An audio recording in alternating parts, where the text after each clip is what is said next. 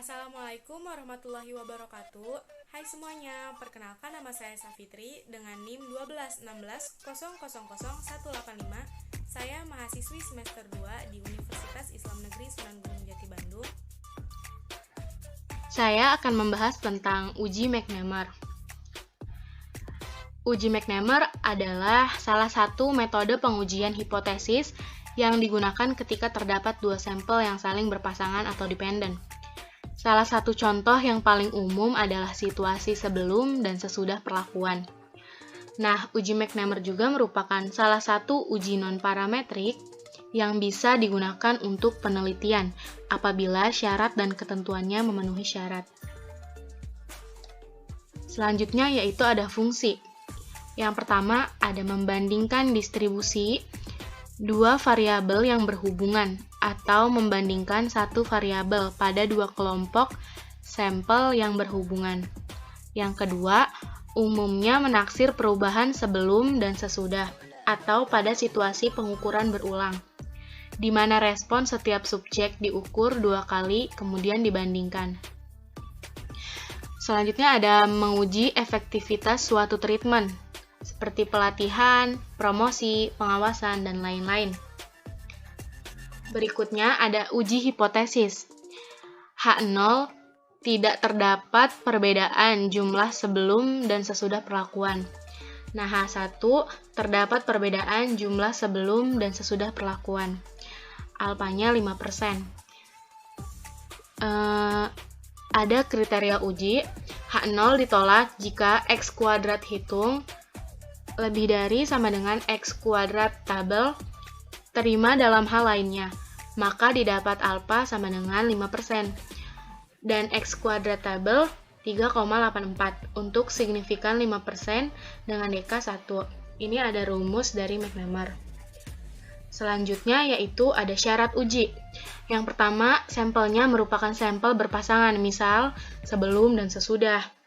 Yang kedua, skala ukurnya nominal.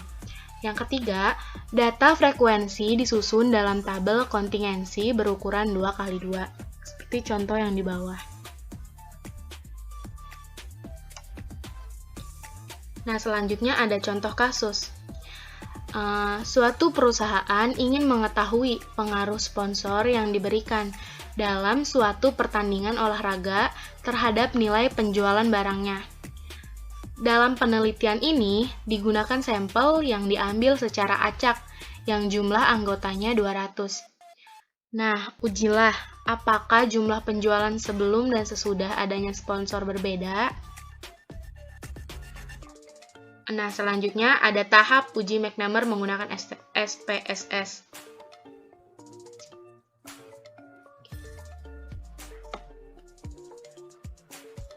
Yang pertama itu masuk ke dalam SPSS, kemudian klik variable view pada SPSS. Yang kedua, pada kolom name baris pertama tulis sebelum sponsor. Nah, pada kolom name kedua di sini tulis sesudah sponsor. Pada kolom name baris ketiga masukkan frekuensi. Nah, pada kolom type pilih numerik. Dan pada kolom width, pilih 8, pada kolom desimal, pilih 2. Selanjutnya, pada kolom values, di sini, masukkan value 1 untuk tidak membeli, dan label 2 untuk membeli. Pada kolom measure, pilih nominal untuk sebelum dan sesudah sponsor. Tahap selanjutnya yaitu buka data view pada SPSS, maka didapat kolom variabel sebelum sponsor, sesudah sponsor, dan frekuensinya. Di sini ketikkan data sesuai variabelnya.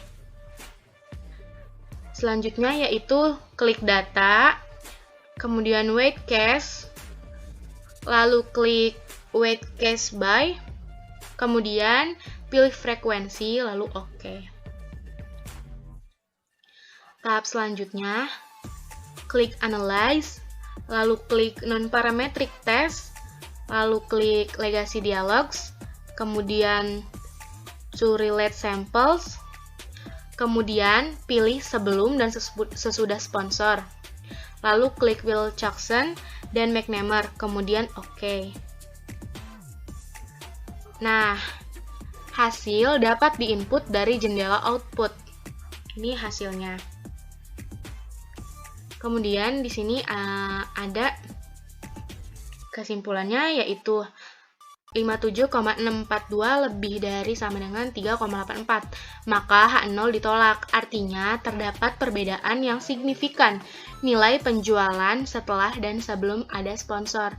Dengan kata lain, pemberian sponsor memberikan pengaruh yang signifikan.